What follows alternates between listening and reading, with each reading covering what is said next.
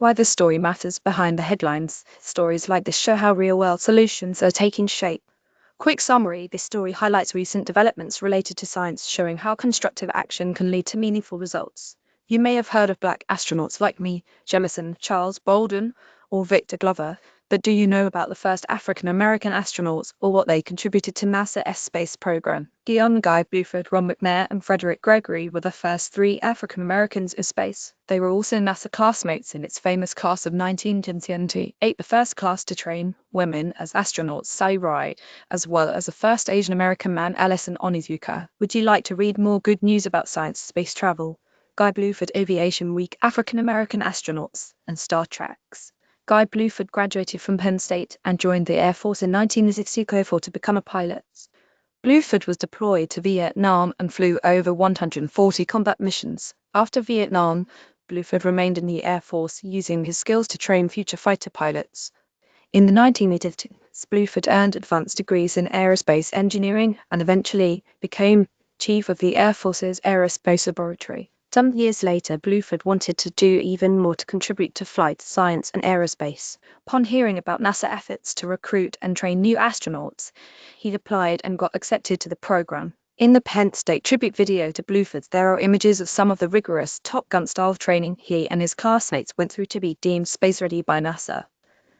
On August 3, 1935, Bluford got his chance to head into space. It was the third flight for the Orbiter Challenger and the first mission with a night launch and night landing. Because Bluford was making history as the first person of African ancestry to travel in space, the night of the launch there was a crowd of people waiting outside in the rain to watch. Guy Bluford making aerospace history in 1988, photo via NASA.gov. Listening to Bluford talk about the whole thing himself is pretty special, especially his two revelations. One, when they listened back to the audio tapes of the launch, they realized one of the astronauts was giggling all the way up into orbit. It was Bluford. Two, the first thing he saw once in orbit was Africa over the horizon. While adjusting to zero gravity, two of the flight crew members threw up. Guy was okay and quite comfortable in space. Guy, though happy to have been the first, he really just wanted to make a contribution to the program. Bluford logged over 700 hours in space shuttle program, managed orbital experiments, and launched satellites from orbit. In 2023, NASA celebrated the 40th anniversary of Bluford's first mission and his legacy. Ron McNair came from rural poverty in Lake City, SC, attended segregated schools, but was a naturally gregarious and spirited young man with an appetite for learning. McNair was at his local Lake City library one day and found some math books he was eager to read. When he tried to check them out, he was told he couldn't. Dr. Ronald McNair photo via NASA.gov. Instead of walking out of the library empty-handed, McNair sat on the checkout desk, refused to leave until he was allowed to borrow the books. Both the police and his parents were called. His one-man protest was successful. He was allowed to check the books out. Decades later, the same library became the site for the R. McNair Memorial and Ron McNair Center for Learning, pictured below. McNair's spirit, curiosity, and perseverance led to him eventually earning an engineering PhD from MIT. The outgoing McNair was generally loved at NASA. He was known as a real motivator and leader and larger than life, despite his small guy status height-wise.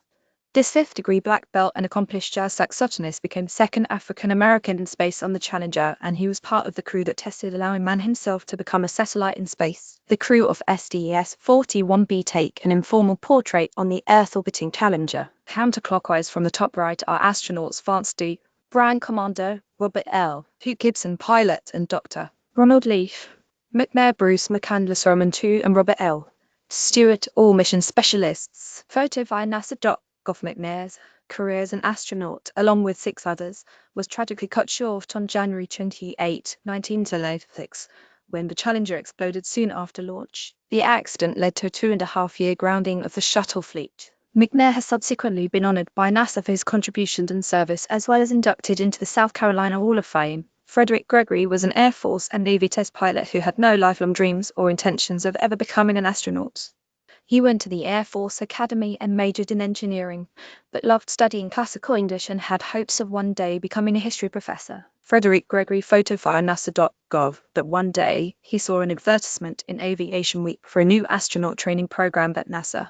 Then he saw promo materials featuring Michelle Nichols. NASA had hired Lt. Uhuru from Star Trek to help recruit women and minorities to the space program, and in Gregory's own words, she was the biggest motivator for him to apply. Gregory's first time in space happened to be on a classified military mission in regards to national security, so he couldn't talk about it to family, friends, or the press. He couldn't even tell his wife where he was going for training and would have to disappear for weeks at a time. What Gregory could talk about, though, was what it was like to go up in space. When I launched the first time, I pretty much thought I knew the answer to everything. I thought I'd seen everything that this would